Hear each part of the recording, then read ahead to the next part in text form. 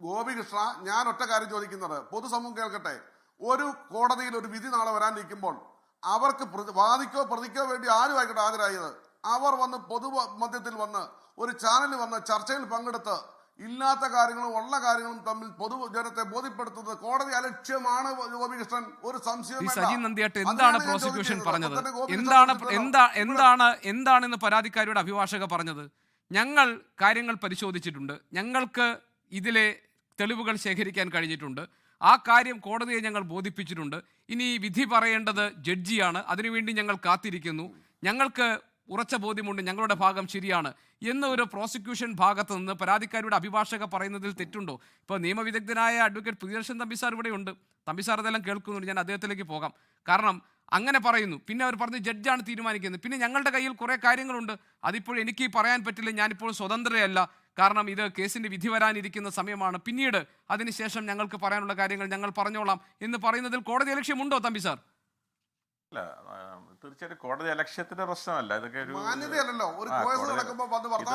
കോടതി അലക്ഷ്യത്തിന്റെ പ്രശ്നമല്ല. പക്ഷേ ഒരു കാര്യം ഞാൻ അടിവരയിട്ട് പറയാൻ ആഗ്രഹിക്കുന്നു. നമ്മൾ ഈ കോടതി നടക്കുന്ന ചർച്ചകളൊന്നും തന്നെ ഒരു മീഡിയ ട്രയൽ പോലെയോ അല്ലെങ്കിൽ കോടതി വിധിയെ സ്വാധീനിക്കാൻ ഉതകുന്ന പോലെ ആകാൻ കഴിയില്ല എന്നുള്ളത് ഒരു വസ്തുതയാണ്. അത് നമ്മൾ നിഷേധിച്ചിട്ട് കാര്യമില്ല. പക്ഷേ ഈ ഒരു കേസിനെ സംബന്ധിച്ച് നമ്മുടെ ഒരു പൊതുസമൂഹം, കാരണം പത്രം എന്ന് പറയുന്ന മീഡിയ എന്ന് പറയുന്നത് ഫോർത്ത് എസ്റ്റേറ്റ് ആണ്, നമ്മുടെ ജനാധിപത്യത്തിൻ്റെ ഏറ്റവും പ്രധാനപ്പെട്ട ഒരു നെടുന്തൂണാണ്.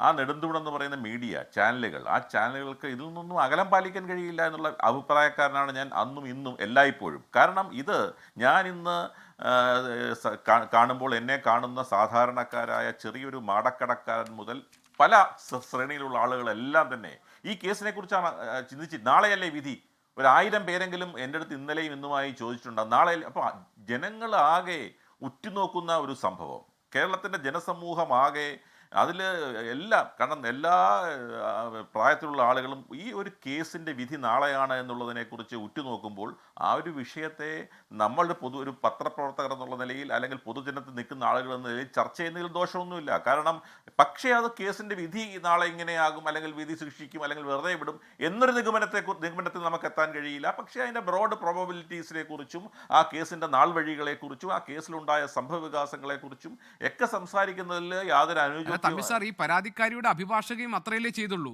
ഞങ്ങൾ പ്രോസിക്യൂഷന്റെ ഭാഗങ്ങളിൽ ഞങ്ങൾ ഈ കാര്യങ്ങളൊക്കെ കോടതിയെ ബോധ്യപ്പെടുത്തിയിട്ടുണ്ട്, ഇനി നാളെ തീരുമാനം വരാനിരിക്കുകയാണ് എന്ന് പറയുന്നതിൽ അല്ല, അങ്ങനെ പറയുന്നതിൽ തെറ്റൊന്നുമില്ല. അങ്ങനെ ഞാൻ കേട്ടില്ല, ഞാൻ കേട്ടിട്ടുണ്ട് തമ്പിസാർ. അങ്ങനെ മാത്രമല്ലല്ലോ ഗോപികൃഷ്ണ പറഞ്ഞത്. ഗോപികൃഷ്ണ വെള്ളപൂശണ്ട. TVവിന് ചെയ്ത മുഴുവൻ വീഡിയോസും ഇന്ന് നമുക്ക് നമ്മുടെ എല്ലാ മാധ്യമങ്ങളും ലഭ്യമാണ്. 24 ചെയ്തോട്ട് ഞാൻ കണ്ടില്ല. അതെല്ലാം എനിക്കറിയില്ല, ഞാൻ കേട്ട ഭാഗത്തിൽ ഇത്രയേ ഉള്ളൂ. കേട്ടോ ശ്രീ സജി നദ്യ, 24നോട് ഈ പരാതിക്കാരിയുടെ അഭിഭാഷക പറഞ്ഞ ഭാഗത്ത് ഇത്രയേ ഉള്ളൂ, അത്രയേ ഞാൻ കേട്ടിട്ടുള്ളൂ. ഞാൻ ഇല്ലാത്ത കാര്യങ്ങൾ പറയാൻ പാടില്ലല്ലോ. താങ്കൾ കേട്ട് കാണും, എനിക്കറിയില്ല. അതിലെനിക്ക് പ്രത്യേകിച്ച് അഭിപ്രായം പറയാനില്ല, കാരണം താങ്കൾ കേട്ട് കാണും, ഞാൻ കേട്ടിട്ടില്ല. അത്രയും ഞാൻ പറഞ്ഞുള്ളൂ. ശ്രീ ബൈജു കൊട്ടാരക്കര, ഞാൻ വരാം. തമ്പിസാർ, ഒരു കാര്യം കൂടി വളരെ പ്രധാനപ്പെട്ട ഒരു ഭാഗം ഈ കാര്യത്തിൽ ഞാൻ വരാം. ശ്രീ ബൈജു കൊട്ടാരക്കര, ഞാൻ ഇടവേളയ്ക്ക് ശേഷം ഞാൻ താങ്കളിലേക്ക് വരും.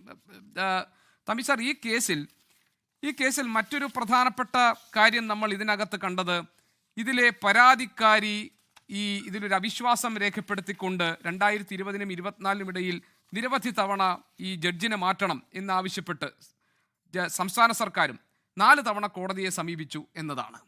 ഈ സ്ഥിതിവിശേഷത്തെ താങ്കൾ എങ്ങനെയാണ് കാണുന്നത്? അല്ല, നമ്മളെല്ലാവരും തന്നെ ഈ കേസിൽ ഉറ്റുനോക്കുന്നത് പരാതിക്കാരിയുടെ ഐക്യദാർഢ്യം പ്രഖ്യാപിച്ച് തന്നെയാണ്, യാതൊരു സംശയവുമില്ല. കാരണം നീതിയുടെ ലക്ഷ്യങ്ങൾ വിജയിക്കണം എന്ന് പറയുമ്പോൾ തന്നെ, ഈ നിയമത്തിൻ്റെ വഴിക്ക് പോകണമെന്ന് പറയുമ്പോൾ തന്നെ, ഈ കേസിൽ എല്ലാവർക്കും നീതി കിട്ടണമെന്ന് പറയുമ്പോൾ പോലും ആ ഒരു പരാതിക്കാരുടെ വേദന അല്ലെങ്കിൽ അവരനുഭവിച്ച യാതനകൾ, അവർ സമൂഹത്തിലാകെ ഉണ്ടായിരിക്കുന്ന പ്രശ്നങ്ങൾ, അതിനെയൊക്കെയാണ് നമ്മൾ സപ്പോർട്ട് ചെയ്യുന്നത്. അപ്പോൾ തീർച്ചയായിട്ടും ഈ കേസിൽ അത് വളരെ പ്രധാനപ്പെട്ട ഒരു ഇഷ്യൂ ഈ കേസിൽ അടങ്ങിയിരിക്കുന്ന അതാണ്. കാരണം സ്വാഭാവികമായിട്ടും ഈ കേസിൻ്റെ ആദ്യം പരാതിക്കാരിയെ കോടതിയിലെ ചീഫ് വിസ്താരം നടത്തി വളരെ മുമ്പാണ് നടന്നത്. അന്ന് ആ പരാതിക്കാരിയെ ക്രോസ് വിസ്താരം നടത്തിയ ഘട്ടത്തിലാണ് അവർ ആദ്യമായിട്ട് ഒരു പരാതിയുമായി മുമ്പോട്ട് വരുന്നത് എന്നുള്ളത് ഒരു പ്രധാനപ്പെട്ട വസ്തുതയാണ്. ആ പ്രധാനപ്പെട്ട വസ്തുത ഇതെല്ലാം നമ്മുടെ ഓഫ് ദി റെക്കോർഡല്ല, ഓൺ റെക്കോർഡാണ്. നമ്മുടെ ഇതെല്ലാം ഈ പറയുന്ന വസ്തുതകളെല്ലാം, ഞാൻ പറയുന്ന വസ്തുതകളെല്ലാം അഡ്മിറ്റഡ് ഫാക്ട്സ് ആണ്. ഈ പരാതിക്കാരി തന്നെ അവർ ഒരു പരാതിയുമായിട്ട് വരികയും അത് കേരള ഹൈക്കോടതിയെ സമീപിക്കുകയും ഒക്കെ ചെയ്യുന്ന സ്ഥിതിവിശേഷമുണ്ടായി. അങ്ങനെ ഒരു സ്ഥിതിവിശേഷം ഉണ്ടായപ്പോഴാണ് ഈ കേസിലെ സ്പെഷ്യൽ പ്രോസിക്യൂട്ടർ ആദ്യം സ്വയം രാജിവെച്ച് പോകുന്ന ഒരവസ്ഥയുണ്ടായത്. അദ്ദേഹം ഇതിനു മുമ്പും തൃശ്ശൂരിലടക്കം പല കേസുകളിലും സ്പെഷ്യൽ പ്രോസിക്യൂട്ടറായ അനുഭവ സമ്പത്തുള്ള ഒരു വ്യക്തിയായിരുന്നു ഈ കേസിലെ ആദ്യത്തെ സ്പെഷ്യൽ പ്രോസിക്യൂട്ടർ. അദ്ദേഹം രാജിവെക്കുകയും, കാരണം ഞാൻ മനസ്സിലാക്കുന്നത് വെച്ചാണെങ്കിൽ ഈ സംസ്ഥാനം ഈ 2 പ്രാവശ്യമായി തുടരുന്ന പിണറായി സഹാവിൻ്റെ നേതൃത്വത്തിലുള്ള ഗവൺമെൻറ് എടുത്തിരിക്കുന്ന വളരെ സുചിന്തമായ ഒരു തീരുമാനമെന്ന് പറയുന്നത് സ്പെഷ്യൽ പ്രോസിക്യൂട്ടർമാരുടെ നിയമനം. പണ്ടൊക്കെ അങ്ങനെ ആയിരുന്നില്ല. പണ്ട് സ്പെഷ്യൽ പ്രോസിക്യൂട്ടറെ ആരെ നിയമിക്കണമെന്നുള്ളത് പോലീസാണ് തീരുമാനിച്ചത്. പക്ഷേ ഇപ്പോൾ ഈ 2016 ശേഷം ഉണ്ടായിരിക്കുന്ന ഒരു കീഴ്വഴക്കം എന്ന് പറയുന്നത് സ്പെഷ്യൽ പ്രോസിക്യൂട്ടർമാരെ പോലീസ് അല്ല നിയമിക്കുന്നത്, ഈ ഇരകൾ അല്ലെങ്കിൽ കംപ്ലൈനൻ്റ്, വിക്ടിമിൻ്റെ ആൾ മരിച്ചിട്ടുണ്ടെങ്കിൽ അവരുടെ വീട്ടുകാർ, അവരുടെ ചോയ്സ് ആരാണ്, അവരാരുടെ പേര് സജസ്റ്റ് ചെയ്യുന്നു, അവരെ തന്നെ സ്പെഷ്യൽ പ്രോസിക്യൂട്ടറായി നിയമിക്കാം എന്നുള്ള ഒരു മാനദണ്ഡമാണ് ഈ ഗവൺമെൻറ് കഴിഞ്ഞ കാലങ്ങളിൽ ഈ ഗവൺമെൻറ് തുടർന്നു വരുന്നത്. അത് ശരിയായ മാനദണ്ഡമാണ്. അപ്പോൾ അവർക്കൊരു പരാതി ഉണ്ടാവില്ല. അപ്പോൾ അതിൻ്റെ അടിസ്ഥാനത്തിൽ ഞാൻ മനസ്സിലാക്കുന്നത് ഈ അതിജീവിത തന്നെ പറഞ്ഞതിൻ്റെ അടിസ്ഥാനത്തിലാണ് തൃശ്ശൂർ സ്വദേശിയായിട്ടുള്ള സ്പെഷ്യൽ പ്രോസിക്യൂട്ടർ ആദ്യത്തെ അവസരത്തിൽ ഈ കേസിൽ നിയമിതനാകുന്നത്. അദ്ദേഹം രാജിവെച്ചതിൻ്റെ സാഹചര്യങ്ങൾ എന്താണ്, അദ്ദേഹം എന്തുകൊണ്ടാണ് രാജിവെച്ചതെന്ന് എനിക്കറിയില്ല. പക്ഷേ അദ്ദേഹം രാജിവെച്ചത് മുതലാണ് ഈ കേസിലെ പ്രോസിക്യൂഷൻ കേസിൽ ഡിസ്റ്റർബൻസ് തുടങ്ങുന്നത് എന്നുള്ളൊരു വസ്തുതയാണ്. അങ്ങനെ അതിജീവിത തന്നെ ഈ കേസ് കോടതി മാറണമെന്ന് പറഞ്ഞുകൊണ്ട് കേരള ഹൈക്കോടതിയിൽ ഒട്ടേറെ കാര്യങ്ങൾ പറഞ്ഞുകൊണ്ട് ഒരു ട്രാൻസ്ഫർ പെറ്റീഷൻ ഫയൽ ചെയ്യുകയുണ്ടായി. സാധാരണ ഒരു ട്രാൻസ്ഫർ പെറ്റീഷനുമായി കോടതിയൊക്കെ സമീപിക്കുന്ന സംഭവ വികാസങ്ങൾ ഉണ്ടാകുന്ന പ്രതിഭാഗമാണ്. പക്ഷെ അതിൽ നിന്ന് വ്യത്യസ്തമായി വാദിഭാഗം തന്നെ ഒരു ഇത്തരത്തിലുള്ള ഒരു കേസ് എന്ന് പറയുന്നത് അതിജീവിതയുടെ കേസാണ്. കാരണം ഒരു മർഡർ കേസിൽ മർഡർ ചെയ്യപ്പെട്ട ആൾ മരിച്ചു പോകുന്നു, പിന്നെ അവരുടെ ബന്ധുക്കളാണല്ലോ ഇത് ജീവിച്ചു മരിക്കുന്നു. അതാണ് അതിജീവിത വാക്കിൻ്റെ അന്തർലീനമായിരിക്കുന്ന അർത്ഥതലങ്ങൾ അതാണ്. ജീവിച്ചു മരിക്കുന്നു അവർ ഇന്ന് മരിച്ചെങ്കിൽ പോലും വീണ്ടും ജീവിക്കുന്നു, അത് ജീവിത. അപ്പോൾ ഈ അതിജീവിത തന്നെ പരാതിയുമായി മുമ്പോട്ട് വരികയും കേസ് ട്രാൻസ്ഫർ ചെയ്യണമെന്ന് പറയുകയും അതിൽ വാദം കേൾക്കുകയും അത് ട്രാൻസ്ഫർ ചെയ്യാത്ത ഒരു സ്ഥിതിവിശേഷം ഉണ്ടാവുകയും പിന്നെ സുപ്രീം കോടതിയെ സമീപിക്കുകയും സുപ്രീം കോടതിയും അത് ആ കോടതി മാറേണ്ട, ട്രാൻസ്ഫർ ചെയ്യേണ്ട, ഈ കോടതി തന്നെ വിചാരണ ചെയ്യപ്പെടണം എന്ന് പറയുകയും ഉണ്ടായ കാര്യങ്ങളൊക്കെ നമ്മുടെ പൊതുമണ്ഡലത്തിലുണ്ട്. അപ്പോൾ അതിൻ്റെ എല്ലാം അടിസ്ഥാനത്തിലാണ് ആദ്യകാലങ്ങളിൽ ഒട്ടേറെ വിവാദങ്ങളും ഒട്ടേറെ ചർച്ചകളും ഒക്കെ ഈ കേസിനെ സംബന്ധിച്ച് നിയമവൃത്തങ്ങളിലും എല്ലാം ഉണ്ടായത് എന്നുള്ള വസ്തുതകളൊന്നും നമുക്ക് മറച്ചു വെക്കാൻ കഴിയില്ല.